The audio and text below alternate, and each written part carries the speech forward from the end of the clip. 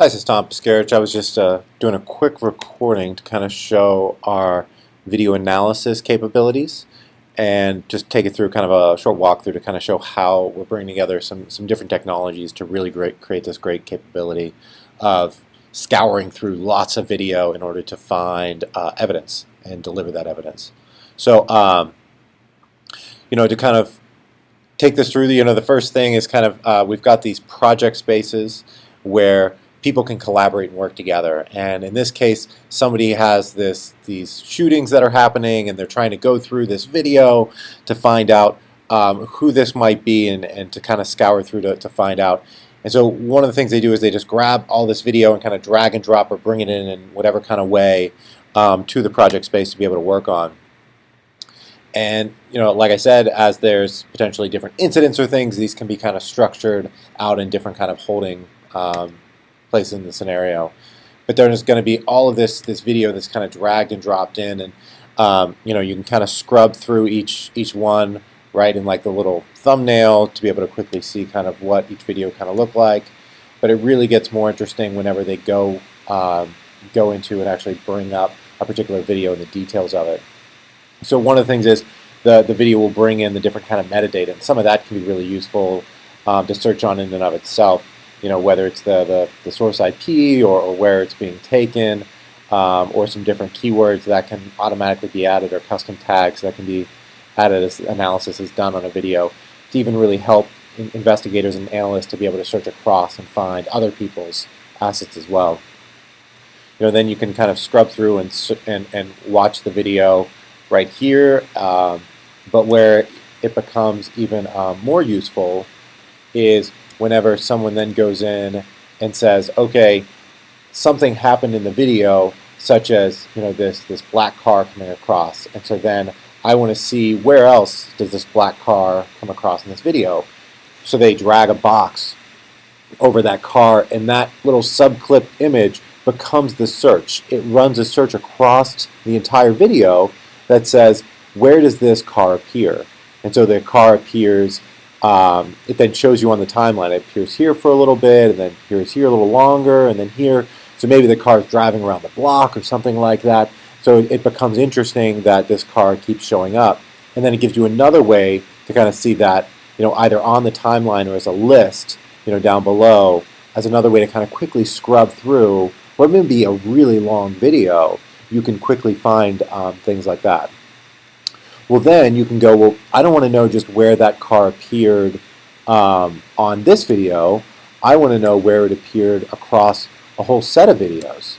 So when you jump out, then it says, okay, now go out and search across all of these different videos I have that I've pulled into the project to see where they're popping up across any of the different videos and things. And up here it gives you additional ways to kind of refine that search down, whether that be on a certain day or even a time window within a day, to say those are really just the ones I want to be able to see, to skim it down. But maybe you can't necessarily filter down, but you wanted to view it in a different way that helps you kind of get through all the video.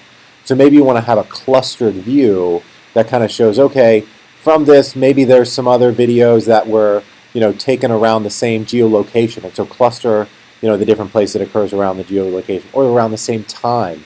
You could change this to be a clustered view around different videos that were around the same time. Whatever the analysis is, it helps you much more quickly navigate through those videos and see where the pieces of evidence and next steps for investigation.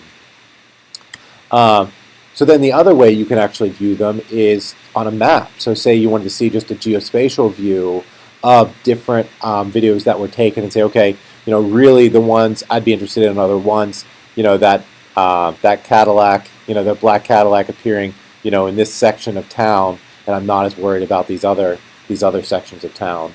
That may help you really get through the different videos much faster.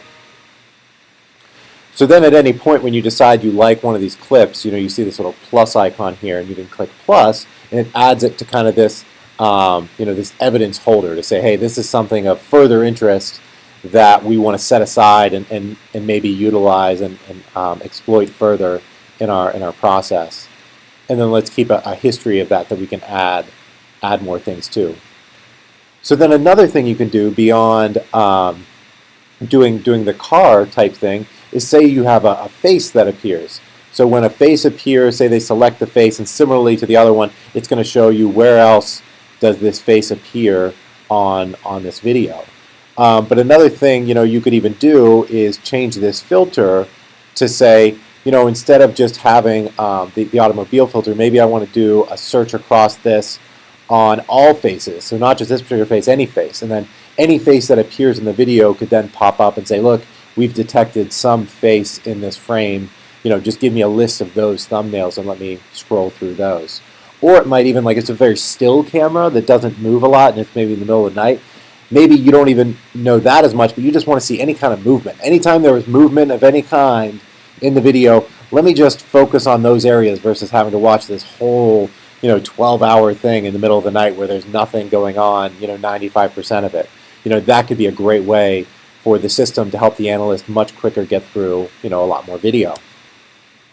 And then what we did in this case was actually take that face and say, what, I want to add a search. I want to do this search not just on our cam index, which are different camera feeds we just brought in, but also on other indexes like an FBI watch list or whatnot, to say, look for this face to do facial recognition in the watch list. And then you say, okay, which faces could it be matching in the watch list? And then where is that face not just appearing on this video but other places? Well, then that becomes really interesting when then you say, okay, now take that and now look at it in a map view, where you're saying, okay, you've got this guy, he's the bad guy, you're seeing him appear, and now you've got a whole section of video that has that face appearing. You could say he probably has activity around this area and dispatch agents or whatnot to go to that area and figure out where he is now to capture him. And the other aspect of it is like, okay, I also want to be able to say after I capture him,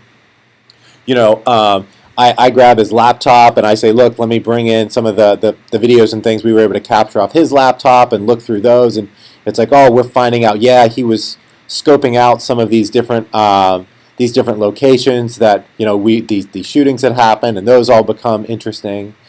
And then they become, okay, now we add more things to this clip collection of what our key evidence is, and we have this space where people can work together, and you have different people who are then part of the team to say, you're tasked with this, you're tasked with that.